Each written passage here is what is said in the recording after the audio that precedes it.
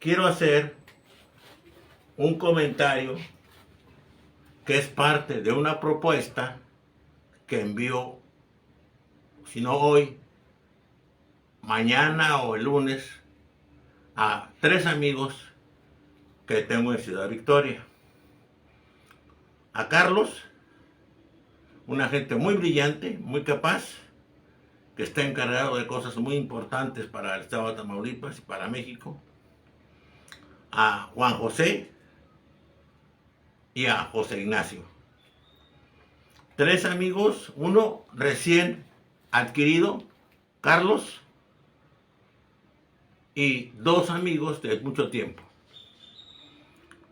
Es parte de una propuesta para una escuela de cuadros que quiere ver las raíces del humanismo social mexicano.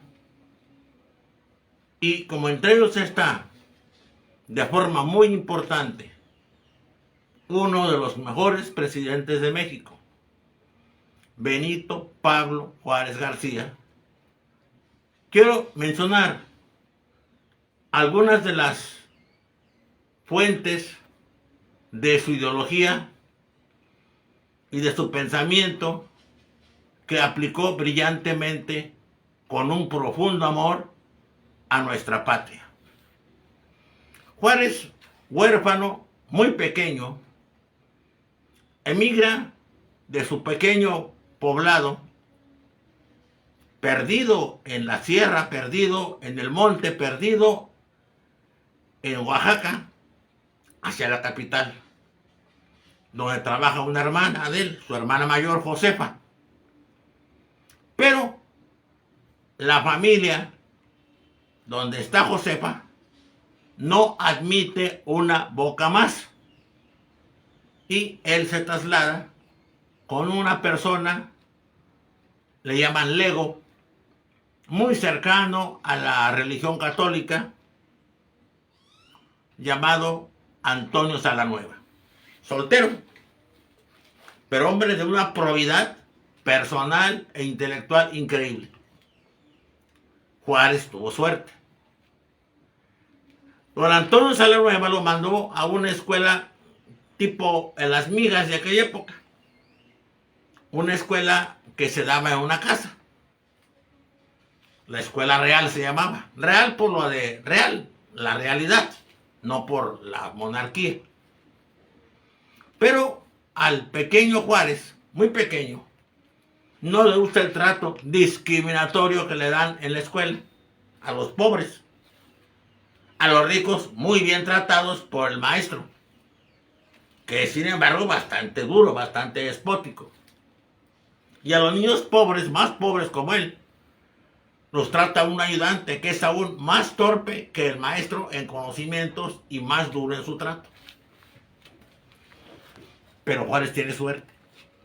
Le explica la situación a su, que le va a llamar padrino. Y va a ser su padrino realmente, con la connotación que tiene esta categoría en nuestra tierra, en México sobre todo, los padrinos. Los padrinos de a de veras, madrinas, son hasta la muerte. Y entonces ya no lo manda a la escuela.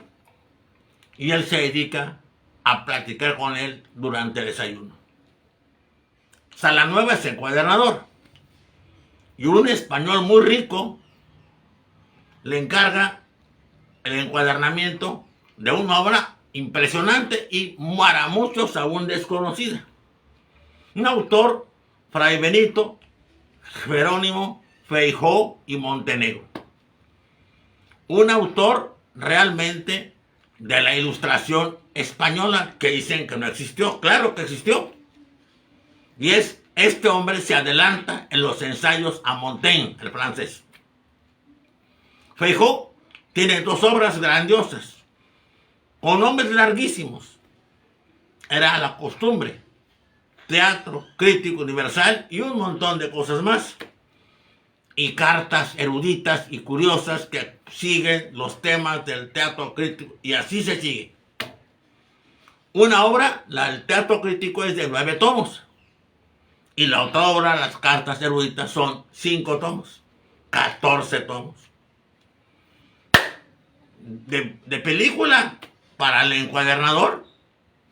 Le mandan encuadernar esa obra, 15 tomos, 15 libros, y le dan lo necesario para los materiales. Y obviamente, acabando el trabajo, vendrá el buen estipendio, el buen recurso, el buen premio para su trabajo. Pero llaman al español de la capital. Y va a la capital. Y parece que intentan o le hacen un juicio de residencia. ¿Qué es esto? Es algo que establecieron las leyes españolas y que se aplicó rigurosamente a todos los altos funcionarios. Juicio de residencia. Desempeñaste un puesto. ¿Qué hay contra ti? Llamaban a la gente que tenía posibles dudas de él, o críticas de él, o agravios de él, para que formulara cargos. Y si era culpable, se le castigaba. Costumbre que sería buenísimo aquí establecer. Aquí no podemos hacer nada, y menos con los jueces que tenemos, no nomás en la Suprema Corte, no, en muchísimos lados. Este español se va a España, no vuelve. Don Antonio Salanueva se queda con su encuadernación de 9 más 5, 14 tomos encuadernados lujosamente. Y no hay pago. Se queda con ella. Pero la ojea. Esto es muy importante. Estos libreros, estos encuadernadores, estos impresores de estas épocas son también muy cultos, muy preparados, a veces en forma totalmente autodidacta, pero son gente muy brillante. Y Salanueva no es la excepción. Salanueva aprovecha el almuerzo, los desayunos de su ahijado, del pequeño Benito, para platicarle conceptos de Feijóo y Montenegro, que son concisos, no lacónicos como los espartanos. No son casi monosilábicos, pero son precisos. Van al meollo. Y eso va a hacer que la mentalidad de este pequeño Benito Pablo Juárez García se vuelva muy conceptuosa, se vuelva muy precisa. Y que, contrario a los políticos que tuvimos y que tenemos y que padecemos, diga en pocas palabras, muy bien escogidas, exactamente lo que quiere decir. Pero hay otra influencia. Juárez, durante la Guerra de 3 años, huye de México después de que lo sacan de la cárcel, y como por después de su autogolpe de Estado por la Revolución Liberal de 1855-56, se va del país. Juárez inicia un periplo a San José de Acolman, a Querétaro, a Guadalajara, donde está a punto de morir, y lo salva la oratoria de Guillermo Prieto. Fidel es el seudónimo de él, ya hablaremos de él. Es un tipo bárbaro, con algunas obras increíbles. Musa callejera, áigame Dios. La romance, la migajita, mi mamá me lo contaba. Detente que está rendida, contente, no la mates. Y aunque la gente gritaba y corría como el aire, aunque quiso yo no puso, y aunque quiso llegó tarde, que estaba la migajita revolcándose su sangre. Y luego les hablo, es muy largo esto. Juárez sale, es guerra de 3 años, no la guerra contra el imperio francés. Sale en barco por Manzanillo, rumbo a Acapulco. Ahí toma otro barco a Balboa, en Panamá. No hay canal. Por tierra pasa a Colón, el otro puerto del lado del Atlántico. Otro barco a La Habana. Otro barco a Nueva Orleans. y otro barco a Veracruz, donde establece el gobierno. Simón Tadeo Ortiz de Ayala es un autor muy brillante que estuvo muy ligado a Morelos. Uno de los grandes defensores de la anfictionía. ¿Qué es anfictionía? El proceso de unión de las luchas independentistas, que así empezaron. Así empezaron. Hidalgo, Morelos, Rayón, todos hablan de una unión americana, todos ellos, de una gran nación americana. No quieren fragmentar lo que está unido, quieren unirlo más. Y entonces, Simón Tadeo Ortiz de Ayala pertenece a estas personalidades, a estas pléyades de pensadores. Y tiene varias obras. Una muy interesante, que tal vez sería bueno que comunicaran a nuestro presidente Andrés Manuel. Bases y plan para la colonización del istmo de Tehuantepec o Azacualco, como dice él. O está pensando en hacer ahí una cintura. Por lo menos un ferrocarril. Pero parece que está pensando en un canal. Todavía no se hace el canal de Panamá. Pero esto es muy, muy importante.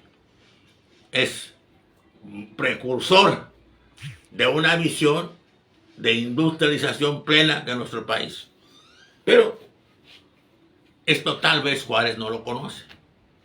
Pero hay un libro de él, que es su libro de libros, México, considerado como una nación independiente y libre.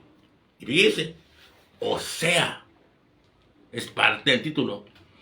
Algunos de los deberes más importantes que debieran hacer los mexicanos. Aquí está una visión de la patria, una visión del país y un diagnóstico para poder hacer cosas positivas. Este libro se vuelve el libro de cabecera. Juárez lo lee en el barco cuando va de Manzanillo a Acapulco. Lo sigue leyendo de Acapulco a Balboa. En el camino a Colón. De Colón a La Habana lo sigue leyendo. Lo lee a Nueva Orleans y lo lee después de Nueva Orleans a Veracruz. Se lo aprende de memoria. Y es muy interesante porque no he oído que mis amigos masones, que tengo muchos y que me han invitado a sus exposiciones, hablen de esta situación que es valiosa y que es mucho, mucho, muy importante. Pero más aún, hay un liberal llamado José María Iglesias, en plena guerra contra los franceses. Un jurisconsulto brillantísimo, que va a ser ministro de la Suprema Corte de Justicia, y que es un hombre de una probidad increíble. A este hombre le encarga Juárez un texto que se va a llamar Revistas Históricas sobre la intervención francesa en México. Es la defensa política, es la defensa panfletaria, pero con un nivel altísimo, con que México le dice al mundo que lo que está diciendo Napoleón III son mentiras. Napoleón III, como todos los imperios, Inglaterra, todos inventan, crea un mito. Juárez ataca a la religión católica, eso dicen, porque quiere volver a sus sacrificios de derramamiento de sangre y de ofrenda de corazones. Esto es una barbaridad, porque no tiene ningún sentido y no es cierto nada de esto.